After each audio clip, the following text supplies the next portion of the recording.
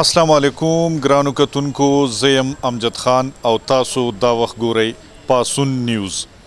منګه د څنګه چې تاسو ته معلومه ده د اختر خوشحالیانې دي او خلک ډیر په ګرمجوشۍ سره د اختر مانځلو دپاره خریداریانې کوي.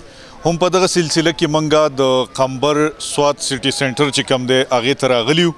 په دې کې کوم دغه چې دي ګاهک د هغوی سره به هم خبرې کوو چې د هغوی څه تاثرات دي، ځکه چې په تیر دې سیزن کې چې دلته کم خلک په زرګونو په تعداد سره به هغه نن سوونو نه هم کم دي.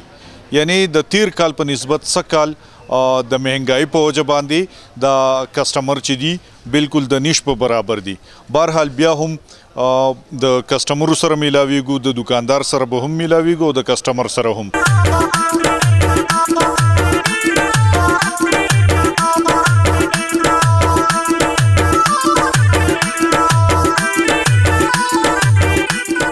کتونکو منګه یو د سټي سنټر یو داسې دکان ته راغلو کم چې د هر قسم سوټانو نه مالامال دی.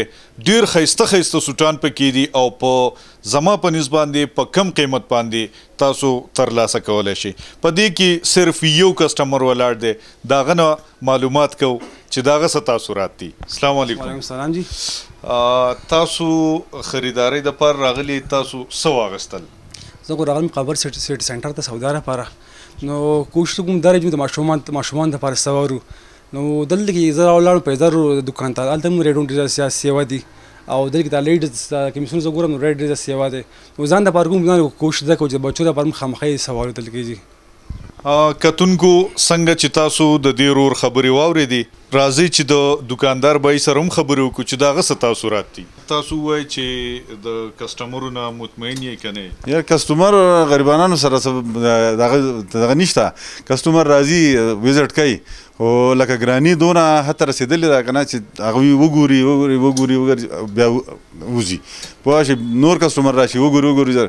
دا سهار نه موږ د دې وخته پورې ناست یو، 3-4 سوټان موږ نه دي خرڅ کړي. د هغې وجه دا ده چې ګراني ده، په ملک کې حالات خراب دي او ګرانۍ دونه حتی رسېدلې ده چې د خلکو توان نشته. پوه شئ، خلک د روټۍ د خوراک او د هغې په غم کې دی. نو د کپړو دا خو یو لګجري شی دی، خو د ماشومانو د تنګولو دپاره چې ماشومان خلک تنګوي او جاړي او هغه خو غواړي، هغو ته خو دا پته نشته چې ګراني څه شی دی. خو هغه به نه خامخا توقع کوي چې یاره زما د پلار او د مشر دا تله دی، دی به ماله جامې واخلي، ماله پیزار واخلي. نو په دې حالات کې په دې هغه کې ډېره ګرانه ده چې لکه خلک سودا وکړي. نو موږ په مشکل کې یو، ځکه چې د تېر کلونو په نسبت باندې څه کال خو بالکل کسټمر نشته. راځي خلک وزټ کوي خو لکن د اخیستو توان نشته. ګرانو کتونکو، تاسو د دکاندار او کسټمر دواړو خبرې واورېدې. دواړه په مشکله کې دي. د مشکلاتو اهم وجه چې ده هغه مهنګایي ده. کسټمر چې دی هغه اخیستل نشي کولی د مهنګایي په وجه، او دکاندار چې دی هغه له کسټمر نه راځي، هغه هم د مهنګایي وجه ده. نو د خپل خدای نه دا دعا کوو چې الله په دې ملک باندې د مهنګایي دا لهر چې دی دا ختم کړي. د نننی پروګرام وخت چې دی هغه پای ته رسي. د بل پروګرام پورې خپل کوربه امجد له اجازت راکوي. د لوی الله پامان.